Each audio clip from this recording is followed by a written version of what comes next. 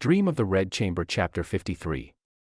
We're kind of ignoring the romance for a moment to look at the machinery. The machinery, I love that. We're going to look at the fascinating and honestly kind of terrifying contrast between the tender, intimate moments inside the garden and the massive, bureaucratic, economic reality that's required to keep this whole feudal aristocratic family running. It's all about scale. You have the micro, the medicine, the sickbed, the personal care, Right. and then the macro, the rent collection, the tenant farmers, and just the sheer financial cost of maintaining face. We have so much to get through. I mean, we've got a maid recovering from illness using this very specific and frankly surprising starvation technique. A bag of gold that's more about honor than, purchasing power. And a tenant farmer bringing in a delivery list that sounds like a frantic grocery run for a medieval army. It really does. And I think by the end of this, you'll see that these aren't separate stories. The illness in the bedroom and the deficit in the counting house are, well, they're telling the same story. Which A is? story about depletion. Okay, so let's start with that micro. Let's go inside the garden. We pick up with the main protagonist, Bao Yu, and his head maid, Qingwen. And the context here is vital, because this isn't just a random sick day. Qingwen has just performed a heroic feat. She was already sick with a bad cold, but she pushed herself to mend a peacock fur cloak KQ.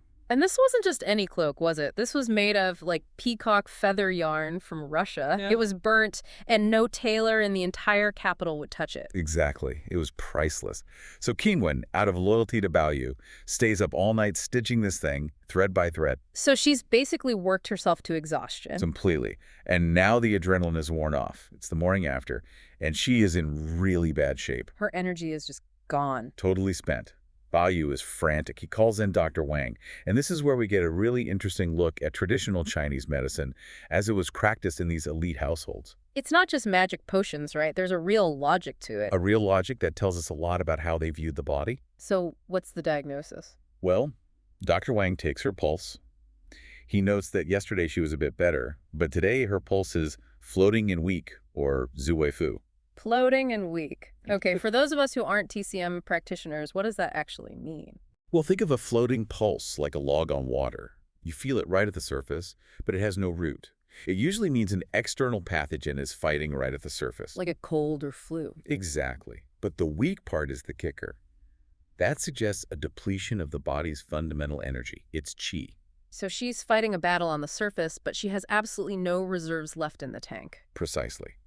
The doctor suspects she either overate, which would tax her digestion, or she overexerted herself mentally. Which she definitely did with the cloak. That was hours of intense focus. Right. So look at how the prescription changes. This is the key.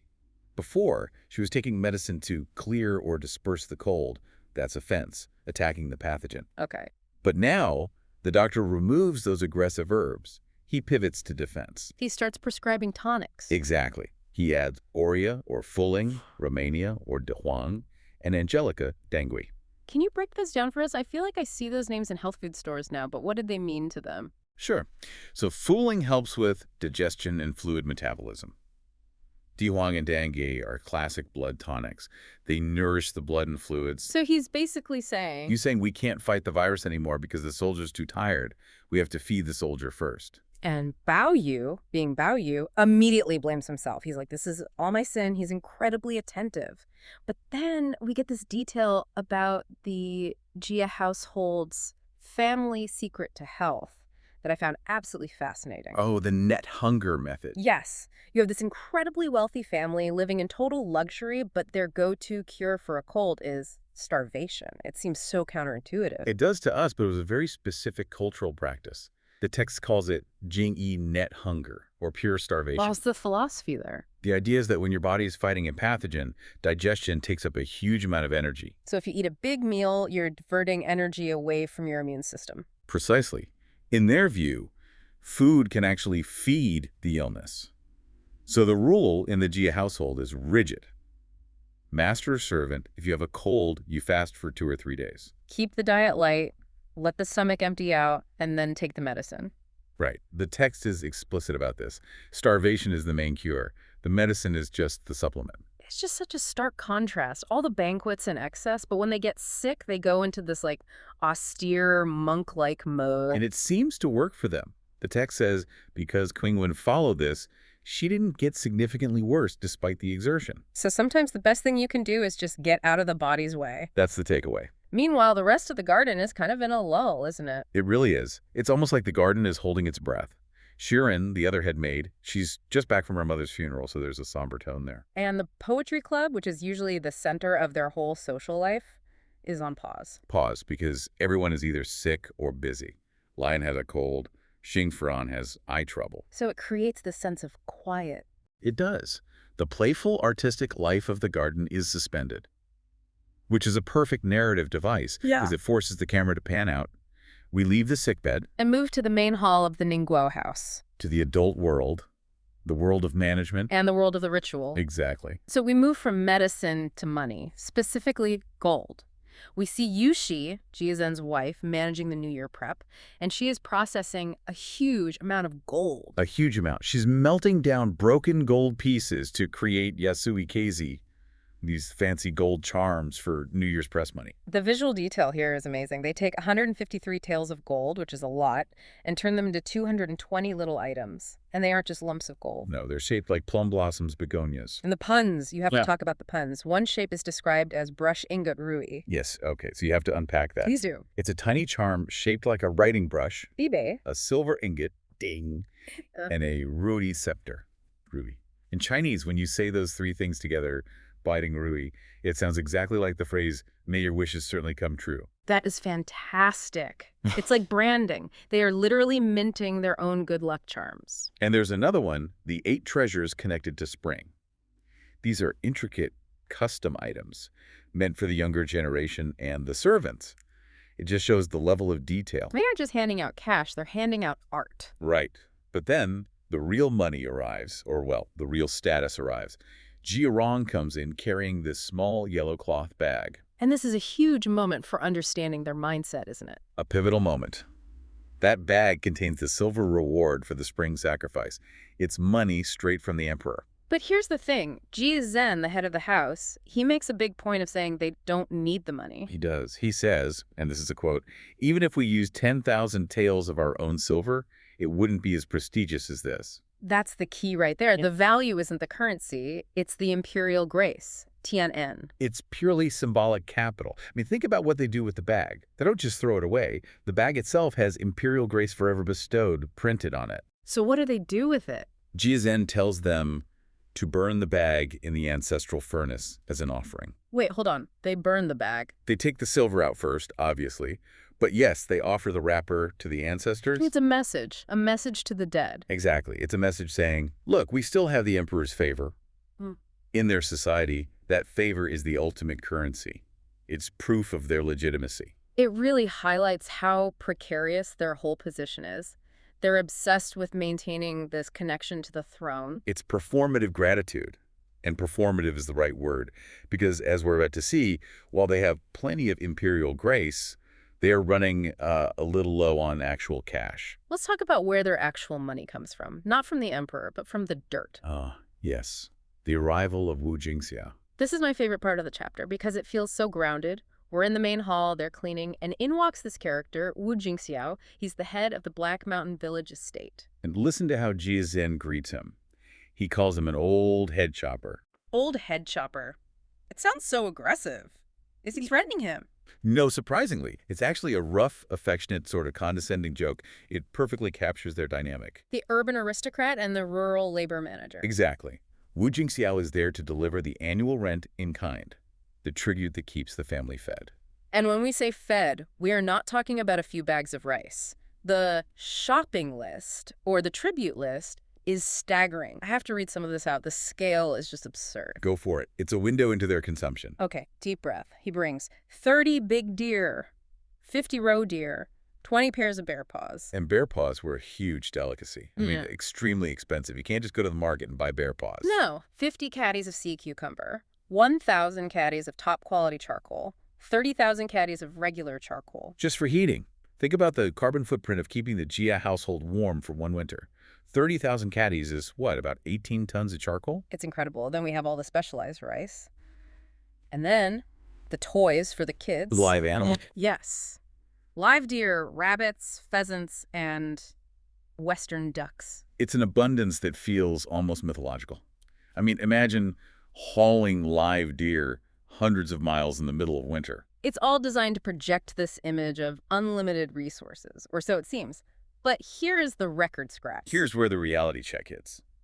Wu Jingxiao hands over this mountain of goods, and then he hands over the cash from selling the rest. And the total is 2,500 taels. And Jia Zhen is not happy. Not at all. He frowns. He was expecting at least 5,000. He basically says, this isn't enough to do anything with. This is the crack in the facade, right? They have bear paws piling up in the yard. They are asset-rich. But the cold, hard cash, the liquidity is missing. They're down 50%. And Wu Jingxiao has a valid excuse. The weather.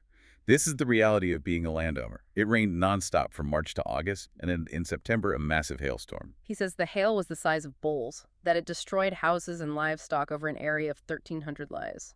This is the macro lesson. The Jia family's wealth is tied to agriculture. It's volatile. It's weather-dependent. But their spending. Their spending is fixed. Or, no, it's constantly increasing. Right. And that brings us to the conversation between Jia Zhen and Wu. Because Wu makes a mistake. He assumes, well, at least you guys are okay. The Wrong House Bayou side, they must be loaded. They have more land. And Jia Zhen just laughs at him. A bitter laugh. He corrects him immediately. He says the Wrong House is actually in worse shape. Which is confusing. How can the bigger house with more land be poorer? Because of the imperial visitation. Remember when the imperial concubine Bayou's sister came home? Right, and they built the entire Grandview Garden for her, for one night. That construction costs a fortune.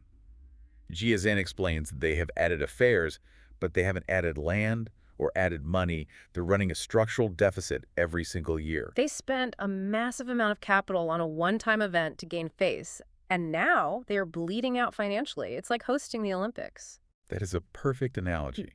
You build the stadium, have a great party, and then you're left with a debt for 30 years. Wow. And then Jia Rong, the son, chimes in with some gossip that really drives this home. He says he heard the manager of the Wrong House talking about pawning old lady Jia's things. Pawning the grandmother stuff.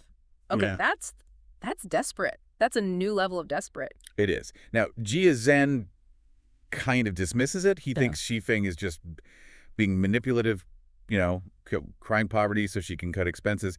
He says it hasn't reached that level yet. But, as you pointed out in the notes, whether it's a trick or it's true, the fact that the word pawn is even being whispered in the halls of the Jia family. It's a massive red flag. In a house of this stature, you do not talk about pawning things. The fact that it's a plausible rumor means the rot has set in. The cash flow problem is becoming an open secret. Jia Zhen uses a metaphor for it. He says they are like a yellow philodendron wooden mallet. Yes. Respectable and impressive on the outside, but bitter on the inside. Philodendron wood is used for medicine, but it is incredibly bitter to the taste. That is such a haunting image. You look at them from the outside, they're burning imperial grace bags, eating bear paws, wearing peacock fur.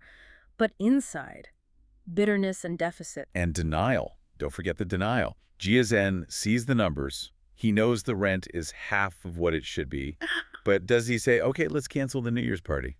No. He says, I'll just have to be a little thick-skinned about the gifts I give. He doesn't stop the machine. He can't. The machine is what keeps them noble. If they stop spending, they admit they're declining. And in their world, admitting decline is worse than going broke. They're trapped. In a cycle of prestige consumption. The scene shifts. I want you to imagine, just for a second, the most stressful family holiday gathering you've ever had. Yeah, that's not too hard. Right. Yeah. I mean, maybe it's the pressure of cooking a turkey for 20 people, or that one uncle who always asks why you haven't been promoted yet, or just the sheer logistical nightmare of getting everyone in the same room. You got that image in your head. I think everyone has a version of that scar tissue, yeah. The holidays are supposed to be relaxing, but they usually end up being a project management crisis. Okay, now multiply that stress by 1,000, literally. Yeah. The guest list isn't 20 people, it's hundreds. And if you mess up the seating chart, you're not just annoying Aunt Linda, you're insulting the ancestors, the lineage, and maybe even the emperor himself. That is the scale we are dealing with today, high-stakes holiday planning. We're zooming in on the Ningguo mansion. It's so dense, it's full of lists, rituals, descriptions of clothes. Yeah, it looks like just a bunch of details. It does, but if you stop and really look, this chapter is actually the structural engineering of the whole novel. It tells you exactly how this society works. because on the surface, this chapter is just dazzling. It's all golden dragons of lantern light, incense, furs, and gold. Right. But you've pulled out some details from the source material that suggest there is a very different, much darker story happening underneath all that. That's right. We're going to look at two specific scenes today to prove that. One is the distribution of goods, which is basically, the family business on the ground. Okay. And the other is the ancestral sacrifice, which is this perfect, solemn, almost high church ritual. Let's start with the business side of things. The text opens with a scene that feels less like a holiday party and more like, I don't know, a corporate audit. Or maybe a scene from a gangster movie. Yes. We meet Jia Zhen. He's the head of the Ningguo branch, the guy in charge. Paint the picture for us, because the visual is just wild. So it's late winter, it's freezing cold, and Jia Zhen is overseeing the distribution of New Year's supplies to the extended clan. But he's not sitting at a desk inside. No warm office for him. No, he's outside, on a stone step. Why outside? Is he just trying to prove how tough he is? It's a display of vitality, absolutely. But, look at what he's sitting on. The text specifies he has a large wolfskin rug. A wolfskin rug. Spread out on the stone step. And he's wearing a lynx fur coat. Wolfskin and lynx fur. That is aggressive luxury. It's extremely aggressive. It screams power. He is the alpha predator here, basking in the sun, watching the lesser relatives come and go. It's a very primal image for such a supposed refined family. He's comfortable on the skins of predators while everyone else is shivering. It gives off a very specific energy. Honestly, it feels less like a benevolent grandfather. And more like a mob boss holding court. That's it. The mob boss comparison is actually really apt, because what he's doing is managing the family welfare system. Right. The Jia clan is enormous. You have the rich core family, the ones we usually follow, but then you have all these distant, poor relatives. And the New Year's goods are basically charity. Just to keep them fed and respectable. So they don't embarrass the clan. It's a handout. So it's hush money. It is, in a way. Keep the poor relations fed so they don't cause trouble. But it comes with strings. And we see those strings snap when a younger relative, Jia Qin, walks up. Jia Qin. Okay, so he comes up to get his share. What goes wrong? Well, usually you just take your package, you bow, and you leave. But Jia Zhen stops everything. He looks at Jia Qin and says, "Who asked you to come here?" Oof. In front of everyone. That's humiliating. In front of the whole clan. The music just stops. Jia Qin tries to play it off. He says, "I heard you were handing out things, so I didn't wait to be called. I just came." Which seems Like, enterprising. Where? Or at least honest. You'd think. But Jia Zhen explodes. Because Jia Zhen isn't supposed to be idle. This is the key insight into the family's corruption. What do you mean? Jia Qin actually has a job. He was given a post managing the family temple specifically, handling the young monks and Taoist priests. So he's on the payroll, he's employed. He's managing a significant cash flow. He handles their monthly silver allowances. And Jia Zhen just calls him out on this ruthlessly. He says, essentially, I gave you charity when you were unemployed, but now you're handling the monks' money. You have an allowance. For you to come here and try to grab the poor relative's share? It's just greed. It's double dipping. Right. But he doesn't just attack his greed. He attacks his appearance. He looks him up and down and basically says, you don't look like a guy who's been working hard. That's that mob boss eye for detail again. Nothing gets past him. Nothing. He says, look at you. You don't look like someone who is saving money. And then he drops the hammer.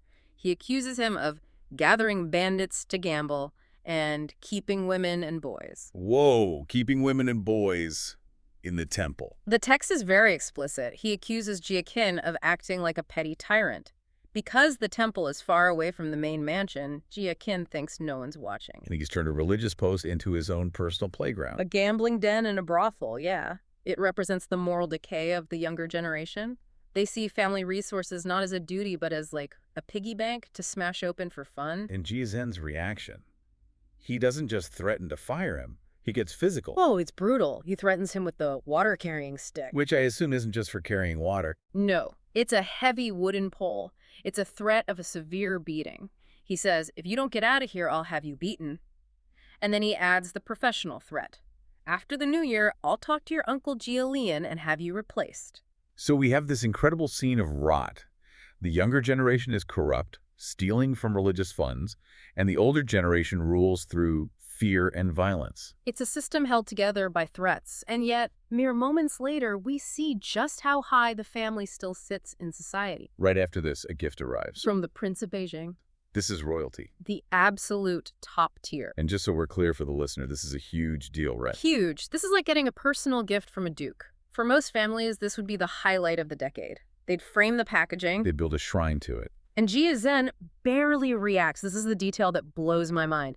He doesn't even get up from his wolfskin. He just tells his son, Jia Rong, to handle it. And he says, just say I'm not home. Wait. He tells his son to lie to a prince? Tell him I'm not home. Yeah. It's either casual arrogance or maybe just sheer exhaustion with the social game, but it signals that the Ningbo house is so powerful they don't need to scramble for royal favor anymore, They can afford to be rude to royalty. which is a dangerous level of confidence. It is. It's the kind of confidence you have right before a fall. Exactly. You feel untouchable. So we've established the business side. Corruption, wolfskins, beatings, and, blowing off royalty. Now, the text pivots. We move to the 29th day of the 12th month. The distribution is over. And it's time for the ancestral sacrifice. The spiritual core of the chapter. And the author, Cao Shuiqian, does something very clever here. He knows we've gotten kind of numb to the family's wealth, so he brings in a fresh pair of eyes. Bokin. Right. She's a visitor, a guest. She has never been inside the ancestral hall before, so the narrative shifts to her perspective. And through her, we get this incredible tour. That sounds intimidating. It's designed to be. A separate courtyard, black oil fence, a massive 5-room gate. You walk down this white stone path lined with green pines and cypresses. It feels very cold and permanent. Green and white. Silence. It's a total sensory shift. This is the zone of the dead. It's meant to make you feel small. And the walls are covered in writing, plaques, and couplets. Now, I know these are usually just flowery poetry, but you highlighted these because they tell a darker story. They do. These are not live, laugh, love signs. They are the family's contract with the state. They explain exactly why this family is so rich. Okay, let's look at the first one. The outer couplet says, liver and brains smeared on the ground. Brutal, right? It's incredibly violent. Why is that in a temple? It refers to the ancestors. It's a metaphor and a really graphic one for dying in battle. It means total sacrifice. The ancestors didn't just work hard, they destroyed their bodies for the emperor. They died violent deaths. And the second part of the couplet. Merit piercing the sky. So because we smeared our brains on the ground for you, our merit reaches heaven. And because of that sacrifice, they get the other plaques. Right. There's one written by the emperor himself, Star Glorious Support. It is a transaction. This hall is basically a receipt for blood.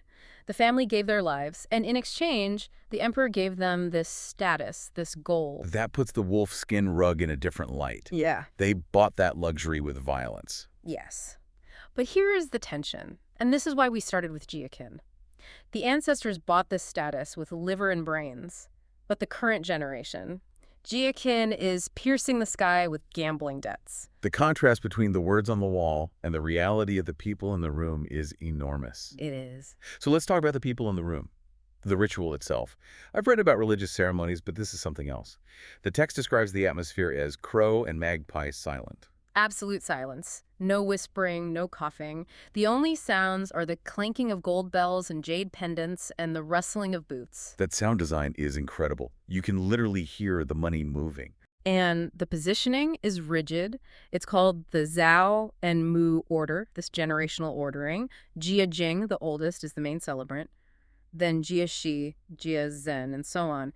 Everyone stands exactly where their generation dictates. It's a living flowchart of the family tree. It is. But the part that really confused me, and I need you to walk me through this because it seems so inefficient, is the way they handle the offerings. Yeah. I called it the bucket brigade in my notes. That's a great name for it. It's a human conveyor belt. But why? Why not just have a servant carry the dish to the table? Because the ritual isn't just about feeding the ancestors, it's about linking the living family together. No single person is allowed to do it all. Okay, so break it down for me. Imagine a dish comes from the kitchen. Step 1.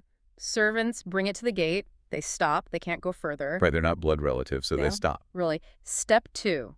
The men of the family take it. They pass it up the steps to the head male, Jia Jing. So the patriarch has it. He's the top guy. But he doesn't put it on the altar. He turns and passes it to Jia Rong. And this is where I got stuck. Jia Rong is young. He's the son of the mob boss, Jia Zhen. Why is he the pivot point? Because he is the eldest grandson of the eldest branch. He represents the future lineage. But more importantly, he is the only male allowed to cross the threshold into the inner sanctuary. So there's a physical line the other men can't cross. Yes. The men are outside, the women are inside. Jia Rong is the bridge. He takes the dish from the men, crosses the threshold, and passes it to his wife. Oh, then. She passes it to the other women, Feng Ji. They pass it up the line to Madame Wang, who finally passes it to Grandmother Jia, the matriarch. And she is the one who puts it on the table. That's That's dizzying. One dish touches 10 pairs of hands before it even hits the altar. But think about what that demonstrates. It maps out the gender segregation, men outside, women inside. It maps out the hierarchy. But it also shows the family is a single organism. If one person steps out of line or drops the dish, The connection is broken. it sounds beautiful, but also incredibly high pressure. Like, if you're the guy who drops the dumpling, you're ruining the dynasty. The pressure is immense, and that's why the silence is so heavy. They are performing their unity. They are trying to prove to the ancestors and to themselves that the system still works. That everyone knows their place. Right. So the ritual ends. The liver and brains have been honored. The text then takes us to the aftermath, and we move from that cold stone temple to Yushi's main room. And the vibe changes completely, immediately. We go from cold stone to red felt floors, gold cloisonné braziers shaped like elephant trunks. Elephant trunks. Yes, puffing out smoke and warmth. And rugs made of wolf skin and white fox fur. Wow, so it's incredibly cozy. It is opulent comfort. It's the reward for the performance. But even here, they're still on ceremony, right? I notice Grandmother Jia sits on the main couch, but everyone else is still arranged by rank. They never truly clock out. Even when they're relaxing, they are performing the hierarchy. The young ones stand, the older ones sit. It never stops. But we do get a very human moment here with Grandmother Jia. She's the supreme authority, but she does something interesting when Yushi offers her dinner. She declines, and this is a masterclass in leadership. How so? Because usually, declining a host's food is kind of rude. In this context, it's mercy. Yushi wants to honor her by serving her. But Grandmother Jia looks around. She sees the exhaustion. She knows these women have been standing in the cold, organizing hundreds of dishes. And she says, essentially, look, you guys are busy as anything. You have the sacrifices, the guests, the chaos. I'm not going to add to it. She says, send the food to my house. I'll eat it later. It seems like a small thing. But by leaving, she is giving them permission to breathe. She knows that as long as she is in the room, no one can sit, no one can rest. That's really high emotional intelligence, knowing when your presence is a burden. Exactly. It shows why she's the true head of the family. Jia Zhen leads with a wolfskin rug and threats. Grandmother Jia leads by understanding the human cost of the ritual. She knows when to leave the room. Okay, let's shift scenes. We are crashing the Lantern Festival, or Yuanxiao, at the Ning and Rong mansions. And this isn't just a casual peek at a holiday dinner. We're zooming in on a really specific part of Chapter 53. On the surface, it just looks like a list of rich people stuff. Gold, jade, opera.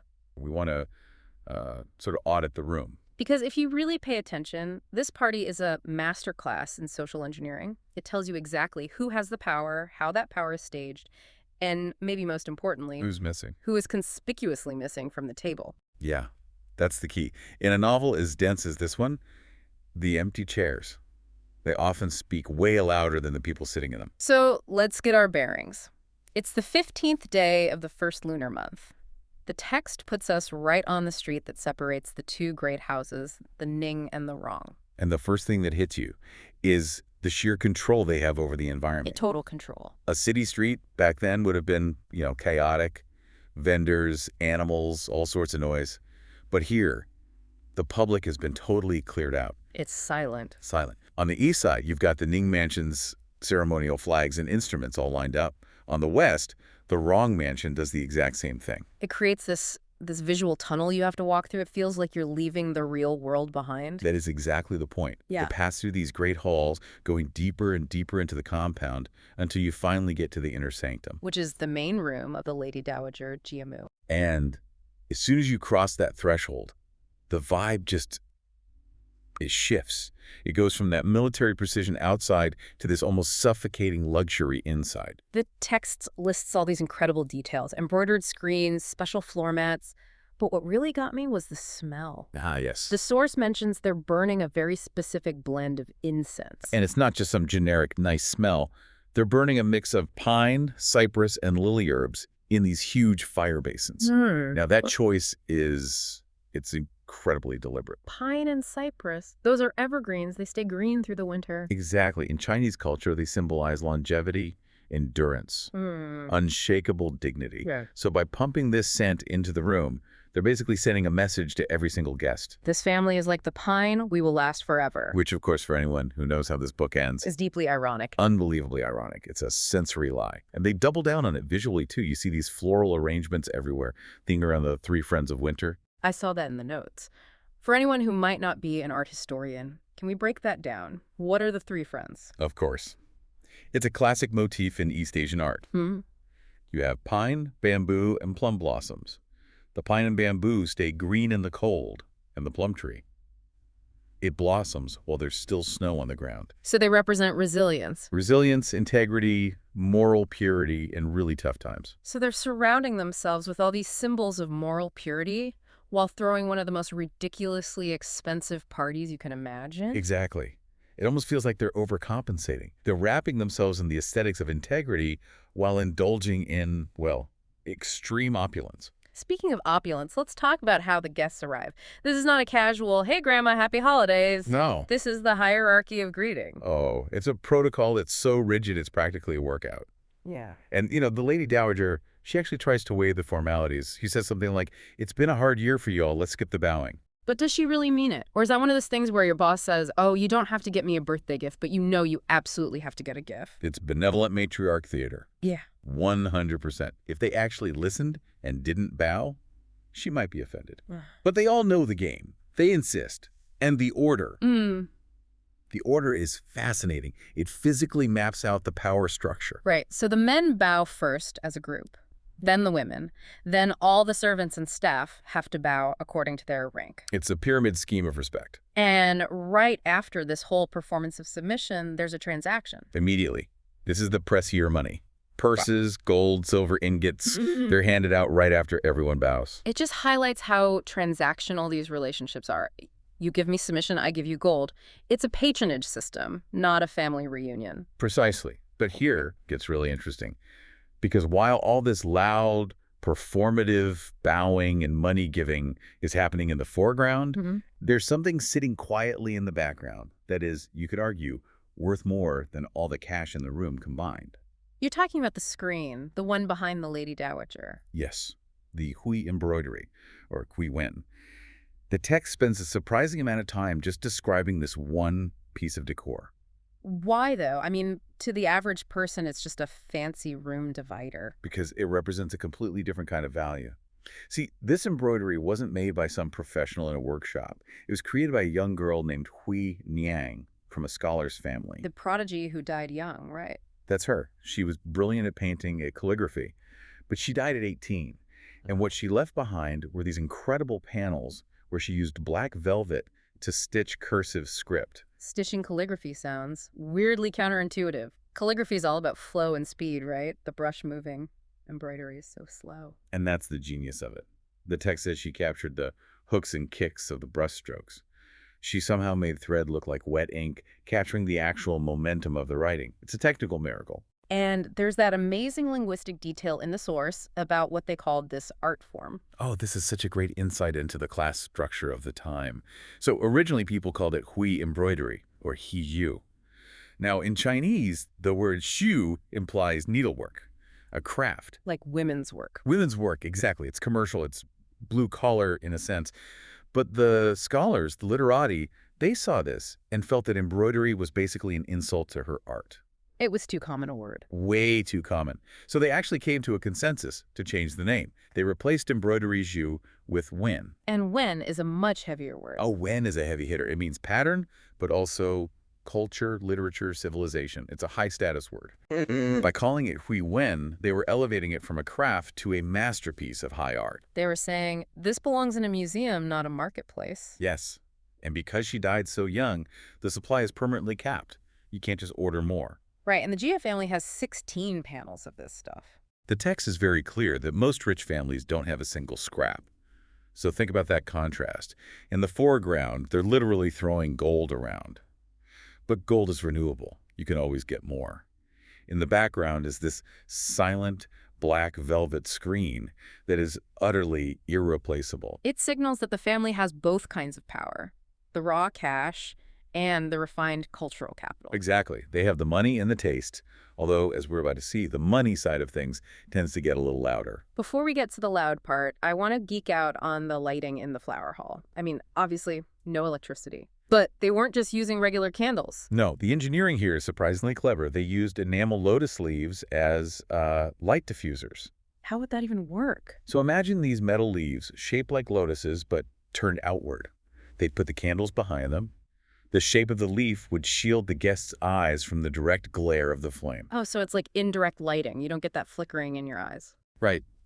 But the leaves also acted as reflectors, focusing the light really intensely onto the opera stage. So you get this spotlight effect while the audience is in a much softer ambient glow. Wow. And in this perfectly lit room, we have to talk about the seating chart. Because at any big event, the seating is political. Here, it seems to define your whole world. It does. It's a map of the inner circle. And at the absolute center, you have the Lady Dowager. She's not even sitting up straight. She's reclining on a couch with a maid literally pounding her legs for her. She is the sun, and everyone else is a planet orbiting her. And this is where the favoritism is just so blatant. Who's in the closest orbit? Right next to her couch, visually grouped with her, are the favorites. Baoyu, the male heir, and the girls. Dayu, Baoqin, and Xiangyun. Wait, so the grandkids are at the head table? Only the favorite grandkids. Yeah. They aren't at some kid's table in the corner. They are elevated above most of the adults. And where are the actual adult men? The ones who supposedly run this whole clan? Relegated to the veranda. Essentially, yes. Jia Zhen, Jia Lin, they are physically pushed to the margins. In this domestic space, on this night, the matriarch and her female relatives control the center. The patriarchy is, for a moment, flipped on its head. That's such a crucial point. We just assume these historical settings are dominated by men in every single room, but the inner quarters can have their own rules. Absolutely. But speaking of people on the periphery, we have to talk about the people who aren't even on the veranda. The absentees. This was the part of the text that really felt like you could see the cracks in the foundation. Who's missing and why? Well, there are two kinds of absences. First, you've got the voluntary dropout. Jijing. He's the family ascetic. He's fasting, meditating. He wants nothing to do with it. He's basically saying he's above all this worldly stuff. Right. But then you have Jia Shi, the eldest son, and his behavior is much more telling. He shows up, but the dynamic is just painfully awkward. There's that line where the Lady Dowager says, he and I cramp each other's style. It's such a human moment. She knows he can't relax around her, and she can't fully relax around him. So he does his duty, and then he leaves. But look where he goes.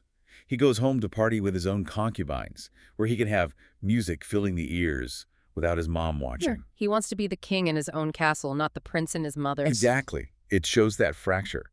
But the most damning absences are from the wider clan. The source says many of them didn't come at all. And the reason it gives is just brutal. Jealous of the rich and ashamed of their poverty. That's the direct quote. Can you imagine? The Jia clan is not one big happy family. It's deeply stratified. You have the super rich branch living in this insane luxury, and then you have poor relatives who are just trying to get by. So for them, coming to the party isn't a celebration? It's humiliation. It forces them to confront the wealth gap within their own bloodline. The text also says some just hate Wang Shifeng, the household manager. So despite all the lanterns and the incense symbolizing harmony, the clan is actually just riddled with resentment and class division. It's a projection of unity that completely falls apart if you just check the guest list. And that brings us to the climax of the night, the entertainment.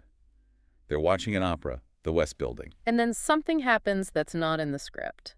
A breaking the fourth wall moment. Yes. The focus is on the actor playing the clown, a guy named Wen Bao. In the play, the hero has just stormed off. But the actor, he breaks character. He looks right at the Lady Dowager and improvises a joke. What does he say? He says something like, the hero has gone off in a huff, but today is the Lantern Festival. So I'm going to ride this horse into the wrong mansion to beg for some snacks. That feels incredibly risky. He's inserting himself directly into their reality. It is, but he read the room perfectly. The Lady Dowager loves it. She laughs and says, the hero is gone, but the clown is here for snacks. And she orders a reward. Now, normally a reward would be, handed over discreetly. But this is the wrong mansion. The servants were ready. They had baskets, literal baskets of copper coins waiting for this, and they don't hand them to the actor. They scatter them all over the stage. And the text describes the sound so vividly. Clatter, clatter. It's the sound of metal just raining down on a wooden stage. It is the sound of pure, chaotic excess.